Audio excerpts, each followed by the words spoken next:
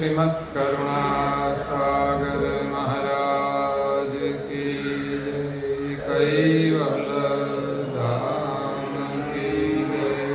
श्री विचलाजी महाराज की जय। सत केवल साहेब, सत्य साहेब, सत्य साहेब।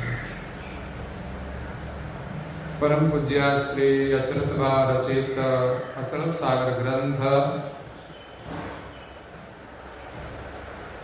दिव्य परम गुरु उपासको न्याय सकृत सिद्धांत स्कंद 12वां।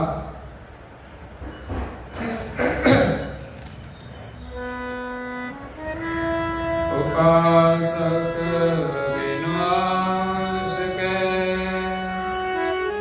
कारज कबो न होए, तब तय करई उपासना।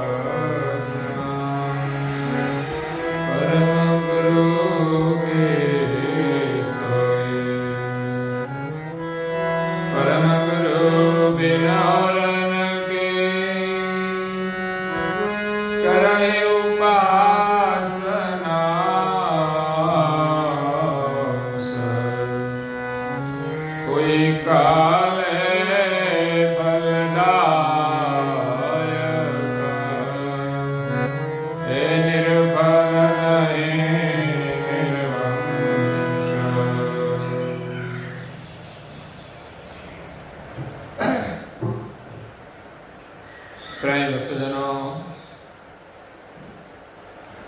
ज्ञान संप्रदाय के आद्य स्थापक अनंत ब्रह्मांडाधीश केवल कर्ता के परम विशेष अंश सकर्ता सिद्धांत का प्रतिपादन करने वाले पंचम स्वसम वेद के रचयिता अनंत अंशों के तारणहार कैवल धर्म धुरंधर महान समर्थ परम श्रेष्ठ परम विभूतिवान परम दयालु परम कृपा निधि कैवल वेत्ता सर्वज्ञ दिव्य परम गुरु श्रीमद् करुणा सागर जी महाराज की कृपा पात्र परम उपासक परम विदुषी परम पूज्य श्री अचरतबा स्वरचित अचरत सागर ग्रंथ के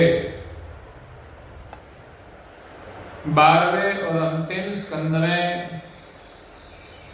दिव्य परम गुरु की उपासना का न्याय सकृत सिद्धांत के अनुसार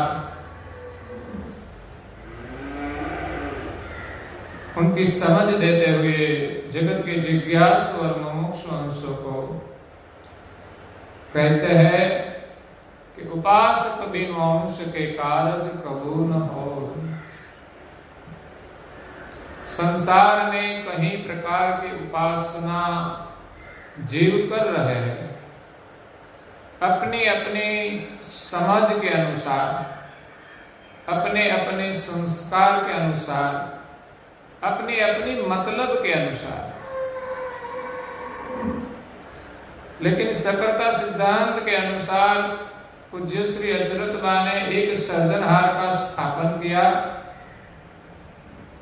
कि सारी सृष्टि का सृजनहार कौन है।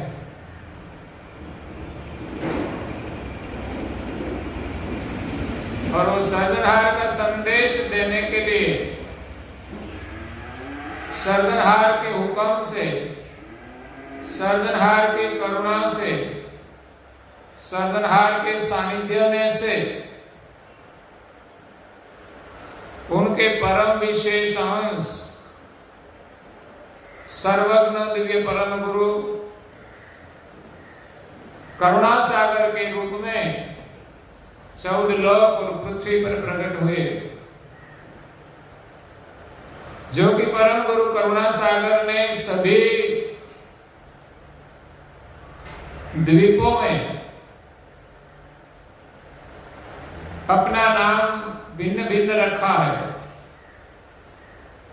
14 लोक में गए, देवी धामों में, वहां भी अपना नाम भिन्न भिन्न थे, लेकिन वो सभी नाम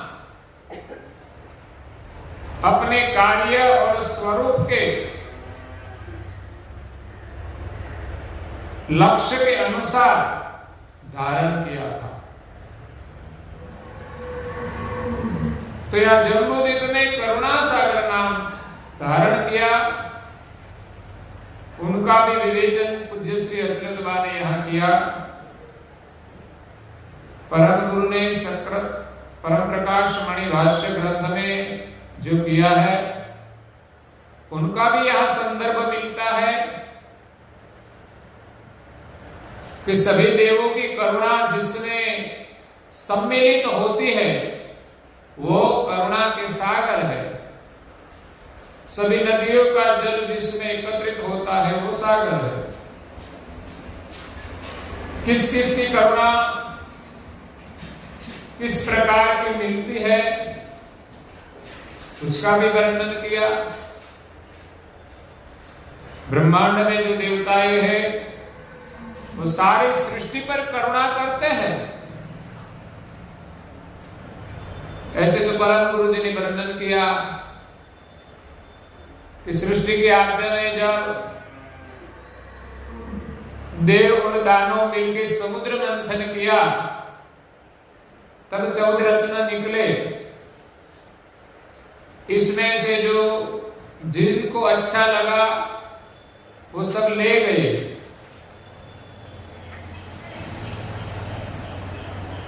और अंत में जो विष निकला, जिस विष से सृष्टि का प्रलय हो रहा था, होने वाला था, तब कहते हैं कि महादेव ने करुणा करके वो विष का पान किया, लेकिन वो विष पिया नहीं, अपने मुख में पान करके कंठ में रखा, तो उसका नाम नीलकंठ हुआ। भीतर नहीं उतारा, नहीं तो फिर उनका भी प्रभाव पड़ता है। इसलिए शंकर भी करुणामय है, विष्णु भी करुणामय है। विष्णु ने इस पृथ्वी पर अवतार धारण करके वो सत्व गुण प्रधान है, शिव जी तमोगुण प्रधान है, इसलिए वो जहर पचा सकते हैं, जहर का नाश कर सकते हैं।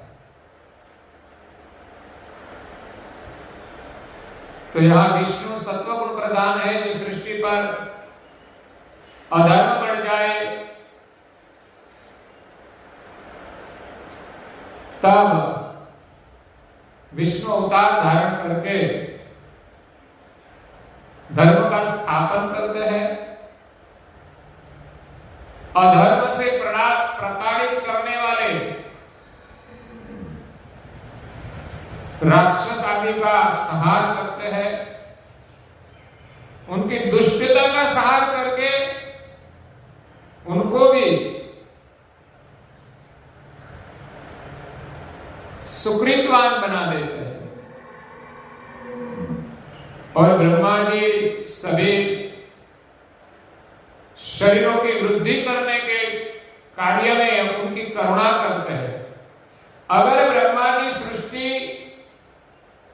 के सभी घाटों की उत्पत्ति के कार्य में न रहे, रजोगुण प्रधान है, इसलिए उत्पत्ति का कार्य रजोगुण से होता है। ऐसा नहीं कि सृष्टि का सृजन करते हैं। लोग समझते नहीं तो मान लेते हैं कि ब्रह्मा ने सृष्टि पैदा की, कई कई मान्यताएं होती है, लेकिन सृष्टि का सृजन, एक शरीर से दूसरा शरीर का निर्माण होना, वो रजोगुण से होता है। बाकी सृष्टि की रचना 84 लाख प्रकार के शरीर, एक घाट से दूसरा घाट का जो अंकुर होता है वो सब रचना तो मालिक ने की है, लेकिन बाद में सृष्टि चलाने के लिए जो रजोगुण प्रधान कार्य है वो सर्जनहार नहीं करते। वो कार्य करने की करुणा सर्जनहार ने देवों को दी है। इसीलिए तो अलग अलग प्रकार के देव बनाने पड़े कि रजोगुण का कार्य अलग होता है, सत्वगुण का कार्य अलग होता है, तमोगुण का कार्य अलग होता है। शक्ति जो 3 गुण की माता है, 3 देवों की माता है, ऐसा नहीं कि ये 3 देव अविनाशी है। उनका जन्म आद्य शक्ति से हुआ है। तो संसार में सभी प्रकार के जो अंश है, सबको एक दूसरे के प्रति जो हेत है, प्रेम है, वो शक्ति के कारण है। अगर वो शक्ति नहीं रहती अपने में तो एक दूसरे के प्रति प्रेम नहीं रहता। इसलिए शक्ति भी करुणामयी है और संसार में कहीं और धर्मगुरु हुए, महान पुरुष हुए, उन सभी ने भी इस संसार में करुणा की है।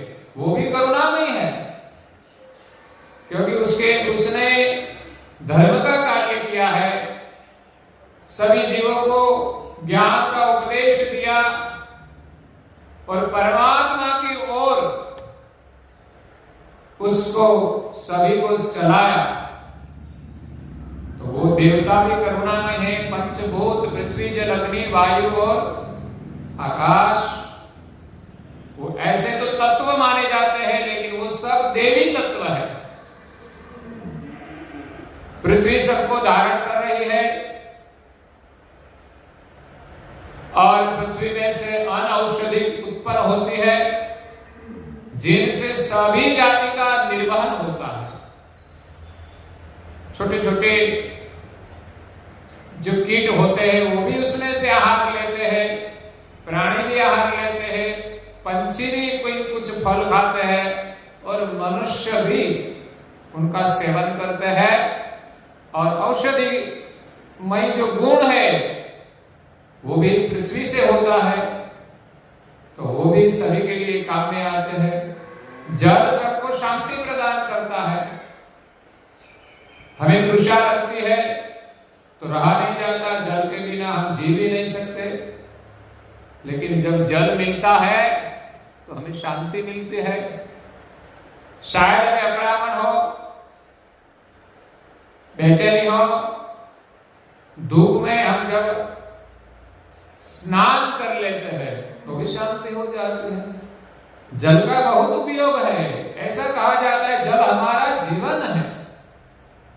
अग्नि हमें प्रकाश देते हैं और सभी प्रकार के जो शरीर है उनको परिपक्व करते हैं। हमारे शरीर में जो अग्नि है जठराग्नि के रूप में जो हमारा आहार का पाचन करते हैं। इन्हें सब प्रकार जहां जैसी जरूरत, बाहर भी हम आहार पकाते हैं वो भी अग्नि से होता है। सूर्य हमें प्रकाश देता है, धूप से सभी का परिपक्व करता है। अगर सूर्य का धूप नहीं होता तो ठंड हम सहन नहीं कर पाते। बारिश में या धूप नहीं होते तो ऐसा गीला गीला हो जाता तो रोग बढ़ जाता। इसलिए सबका संतुलन है। सर्जनहार ने ठंडी, गर्मी और बारिश का समय का संतुलन किया है। तो अग्नि भी करुणामय है, वायु भी करुणामय। जब सूर्य के ताप से गर्मी बढ़ जाए तब हवा थोड़ी आए। अगर ये पंखा चलता है तो हमें थोड़ा अच्छा लगता है, तो वायु तत्व की करुणा है। अगर वायु तत्व नहीं होता तो पंखा भी नहीं चलता। तो वायु हमारे शरीर में भी काम करते हैं। हम जो जीवन लेते हैं श्वास, वो भी वायु है। 10 प्रकार के वायु हमारे शरीर में अपना काम करता है। और हृदय हमारे शरीर में सभी नाड़ियों के माध्यम से लोई पहुंचाने का काम करते हैं, वो भी वायु तत्व से ही होता है। तो इसी प्रकार पंचभूत भी करुणा में ही, आकाश, सर्व अवकाश जो है, अवकाश के लिए तो आनंद हम करते हैं, अवकाश में तो आनंद करते हैं, पंछी भी आकाश में उड़ते हैं तो आनंद होता है। हमारा घर भी बड़ा होता तो हमें आनंद आता है। तो घूमने के लिए, विचरण के लिए जो अवकाश है वो हमें आनंद देता है। सूर्य और चंद्र दोनों करुणामय हैं, प्रकाश भी देते हैं और शीतलता भी प्रदान करते हैं। सर्जनहार ने इस सृष्टि के सभी जीवों पर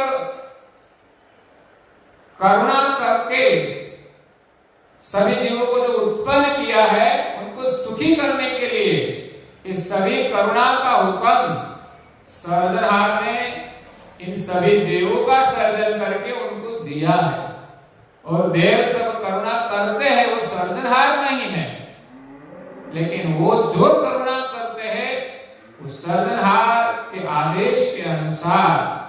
इसीलिए सभी देव करुणामय है और करुणा देने वाला, सभी देवों को करुणा देने वाला सर्जनहार, करुणाओं के अधिपति, जिनको परम गुरु जी ने करुणेश का संबोधन किया है।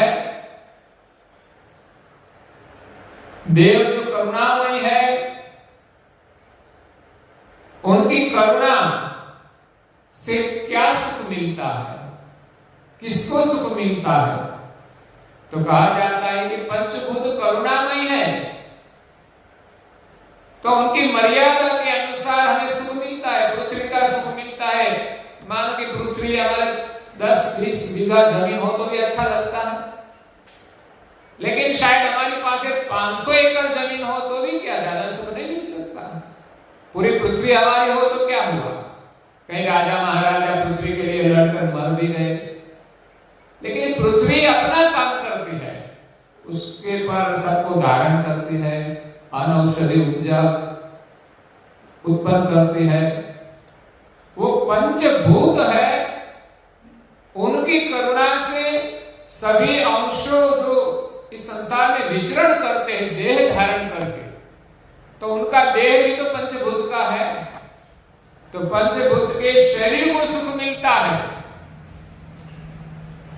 पंचभूत के। और दूसरा ब्रह्मांड में जो देवताएं हैं, उनका तत्व के रूप में हमारे शरीर में अंश है, इंद्रिय, अंतस्करण आदि जो क्रिया करते हैं, इसमें देवी तत्व विराजमान है। तो ब्रह्मांड के देवों से इस शरीर के जो तत्व है, इंद्रिय, अंतस्करण आदि, तो सूक्ष्म देह कहा जाता है। इंद्रिय स्थूल देह है, अंतस्करण सूक्ष्म देह, तो वहां तक उनकी करुणा पहुंचती है, तो हमें आनंद आता है। आंख से हम देखें तो आनंद, नासिका से अच्छी सुगंध मिले तो आनंद, कान से अच्छा संगीत सुने तो आनंद, ठंडी के समय हमें थोड़ा गर्मी मिले तो आनंद, गर्मी के समय में थोड़ी ठंडी मिले तो आनंद। तो ये स्थूल शरीर को सुख देता है। कभी कभी अंतस्करण के माध्यम से भी हम प्रसन्न रहते हैं, तो वो सूक्ष्म देह से हम आनंद करते हैं।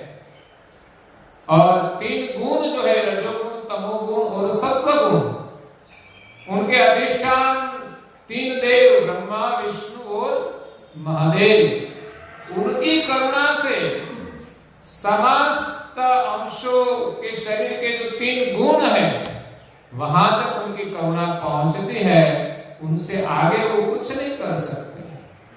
और जो आद्य शक्ति है, जो समस्त ब्रह्मांड में उनकी करुणा व्यापक है, तो वो उनकी करुणा अपनी शरीर की शक्ति जो है वहां तक पहुंचती है। जब हमारे शरीर में शक्ति नहीं रहेगी तो बाहर की शक्ति कुछ काम करने वाली नहीं है। संसार में जो अवतार हुए, 10 अवतार हुए, उसने जो दुष्ट का सहार किया और जो धर्म के पथ पर चलने वाले उनका रक्षण किया और सभी धर्मगुरु हुए, उसने भी करुणा तो जगत पर की है। जब तप साधन सुधर्म का वहन किया, वो सब अवतारों की करुणा है, महापुरुषों की करुणा है, धर्म गुरुओं की करुणा है। उनकी करुणा परम गुरु जी कहते हैं स्थूल सूक्ष्म कारण महाकारण तक पहुंचती है। इंद्रियों और अंतस्करण जब तक साधन जो करते हैं उनका जो फल मिलता है वहां तक उनकी करुणा पहुंचती है। लेकिन इस सृष्टि का जिसने सृजन किया है, इस सृष्टि में ब्रह्मांड का सर्जन किया, सभी देवों का सर्जन किया और मृत्यु लोक में 84 लाख प्रकार के शरीर बनाए और सभी शरीरों में उनकी सजाति का अंश विराजमान है। सर्जनहार ने अपनी सजाति का अंश उत्पन्न करके इस विश्व में सभी शरीर में निवास किया। उस सर्जनहार से उनका अंश जब अलग हुए और यहां शरीर में निवास करके शरीर के प्रभाव में वो खुद को भूल गए और अपने सर्जनहार को भी भूल गए, तो कई काल से अंश सभी सर्जनहार के धाम में से आकर इस सृष्टि में सब अपने को और सर्जनहार को जो भूल गए तो सर्जनहार से अलग हो गए। इस सर्जनहार को अपना स्वरूप का अनुभव कराकर सर्जनहार के साथ एकता करने की जो करुणा है वो कोई महान पुरुष कर सकते हैं, परम पुरुष कर सकते हैं, यानी कि परम गुरु ही कर सकते हैं और कोई देव नहीं कर सकते। इसीलिए सभी देवता करुणामय है लेकिन कोई सागर नहीं है। इसी प्रकार का न्याय पूज्य श्री अच्युतबा ने भी किया और दिव्य परम प्रभु जी ने भी सकृत परम प्रकाश मणि ग्रंथ, सकृत परम प्रकाश मणि भाष्य ग्रंथ में वर्णन किया है और भी वर्णन किया है कुछ, पर यहाँ परम गुरु जी की परम कृपा से पूज्य श्री अच्युतबा परम गुरु की पहचान कराते हैं। करुणा के जो सागर है वो परम विशेष अंश सर्जनहार के है जिनका नाम करुणा सागर। परम विशेष अंश करुणा का रूप है और उसने जो शरीर धारण किया वो सागर रूप है और दोनों मिलके सभी अंशों पर करुणा करके जो ज्ञान का उपदेश दिया और सर्जनहार की पहचान की, इसीलिए उसका नाम करुणा सागर रखा। सारी सृष्टि के जो सभी अंश है वो संसार के प्रभाव में पच गए। जिसको जहां अनुराग हुआ, मैंने कहा कि कई प्रकार की उपासनाएं चलती है, अपने अपने इच्छा के अनुसार, मतलब के अनुसार, संस्कार के अनुसार वो भिन्न भिन्न प्रकार की उपासना में दृढ़ विश्वास रख के आराधना करते हैं, पर निज कर्ता चिन्हाते, लेकिन किसी में निज कर्ता की पहचान नहीं है। जो हमें निज कर्ता की पहचान कराए तो हमारी सभी प्रकार की उपासना सफल हो जाती है। तो निज कर्ता की पहचान कराने के लिए ही परम विशेष अंश परम गुरु इस विश्व में प्रकट हुए हैं। तो पूज्य श्री अच्युतबा 12वें स्कंद में सकलता सिद्धांत के अनुसार परम गुरु की उपासना का न्याय करते हैं कि संसार में जो भी उपासना हो, सभी उपासना का फल हमें मिलता ही है। उपासना हो या किसी प्रकार का कर्म हो,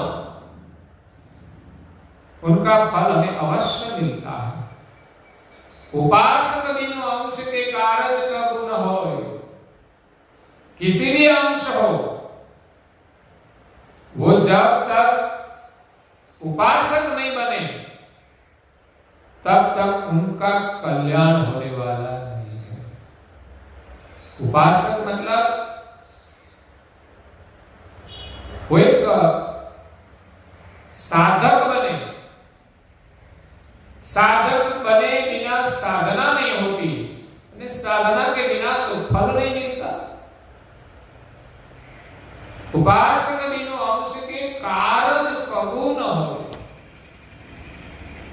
जब तक वो उपासक बनने बिना कुछ करेगा नहीं तो कुछ मिलने वाला नहीं है, कोई कार्य नहीं होने वाला। हमें जो काम करना है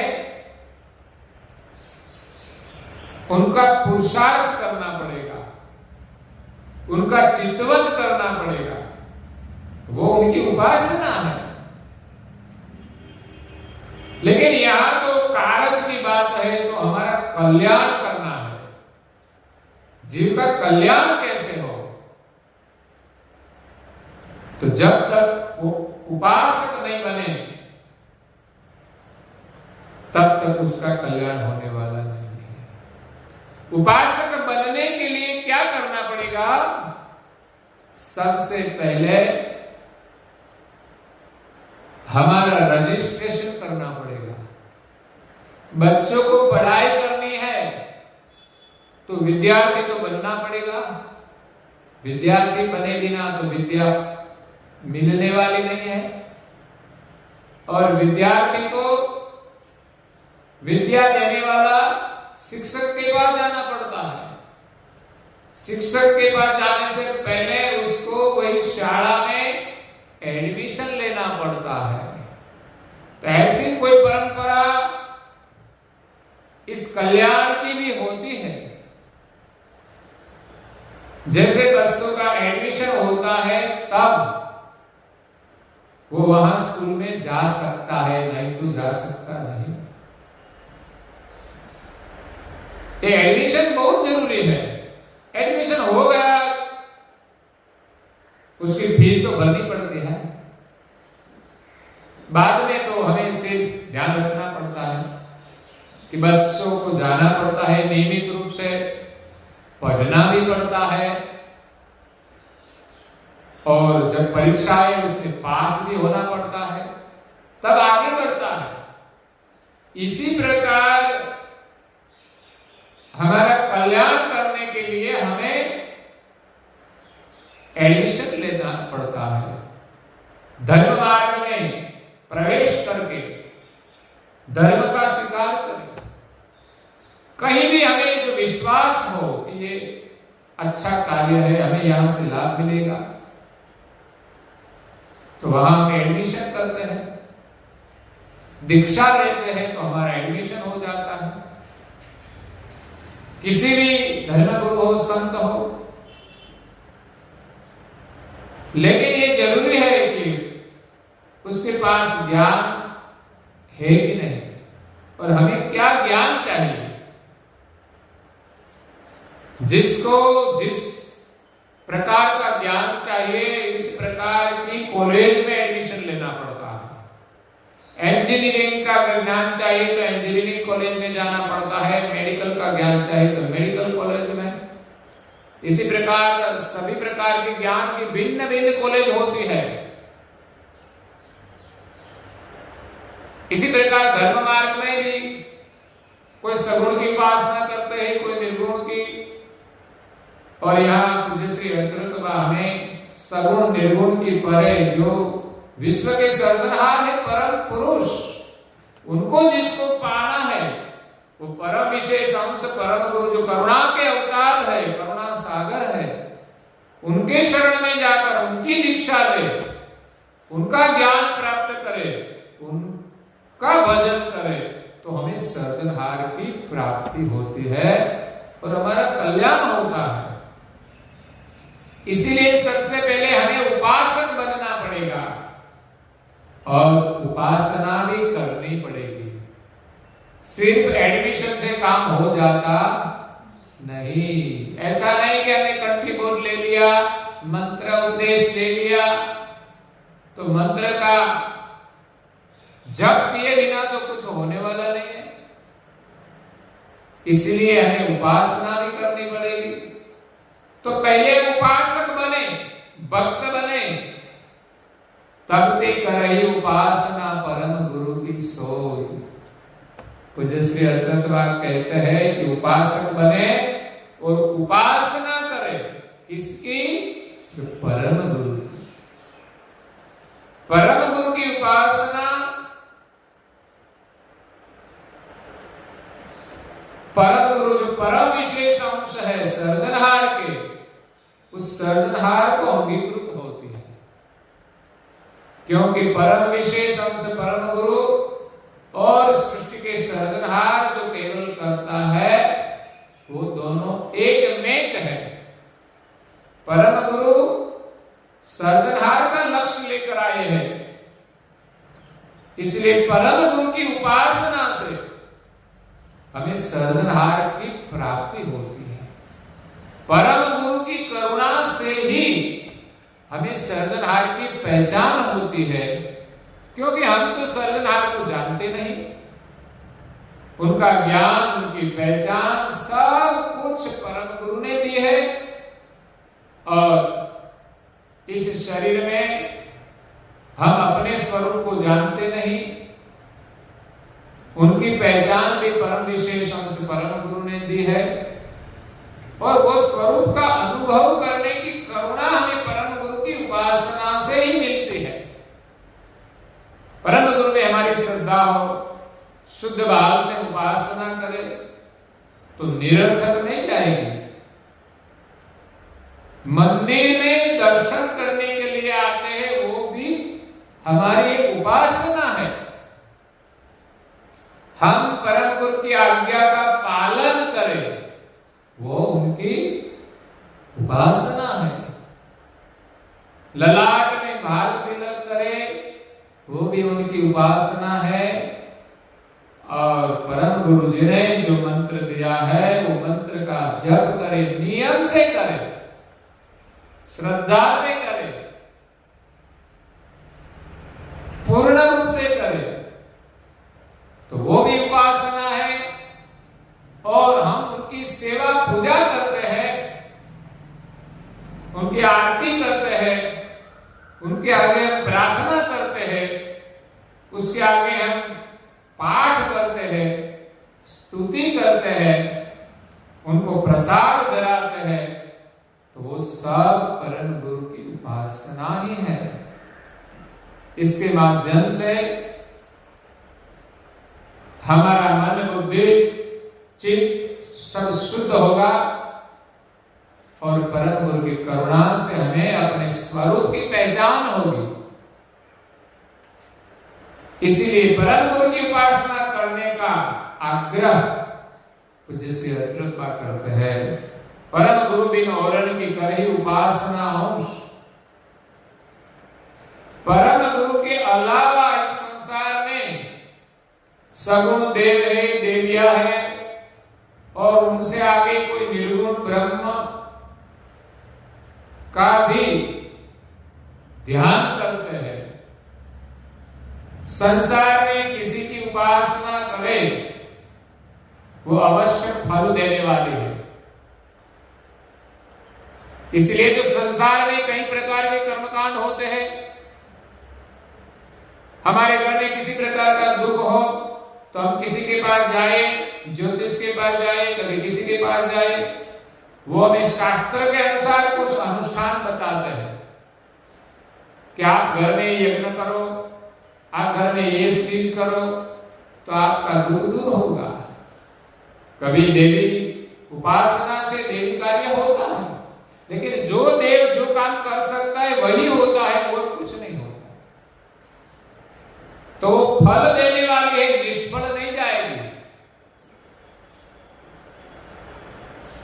कोई किसी पत्थर को भगवान माने, अपना इष्ट देव माने, कि कोई भी देव माने, उसकी पूजा करे, नमन करे, तो उनकी श्रद्धा से थोड़ा लाभ तो मिलता है, क्योंकि नम्रता इसमें आए, सद्भाव आए, वो भी तो लाभप्रद है, आस्तिक बनता है, उनको धर्म में आस्था रहती है, तो कभी न कभी वो फल देता है।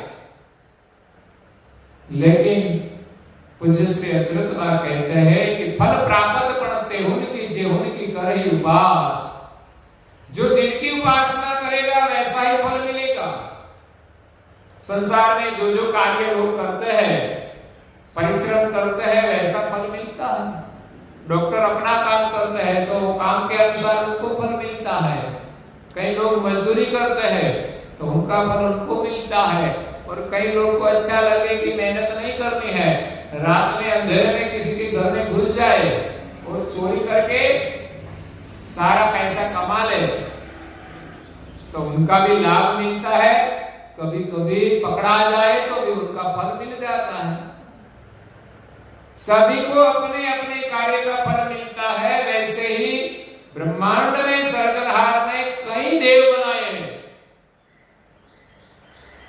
ऐसे तो कहा है कि 33 करोड़ देवताएं हैं, 9 करोड़ देवियां हैं। वो सब अपने अपने गुण के अनुसार काम करते हैं। तो फल प्राप्त बनते उनकी जेहुन की करही उपास, जो जिनकी उपासना करेगा वैसा फल मिलेगा, वो निष्फल नहीं जाएगा। वो तो सिद्धांत है, जो कण मोहित तेहित फले। भूमि में जो बीज बोया जाता है वो उदित होता है। जैसा बीज बोए वैसा उत्पन्न होता है, ओरन की नहीं आस। लेकिन जो बीज बोया है उनके अलावा हम दूसरी आशा रखें कि हमें जामुन का बीज बोया है तो जामुन ही उदित होगा, वहां आम का फल नहीं लगेगा। ऐसे उपासना में भी जो जो उपासना करते हैं उनका फल मिलेगा। लेकिन यहाँ जैसे अच्युत हमें परम गुरु की उपासना करने को कहते हैं।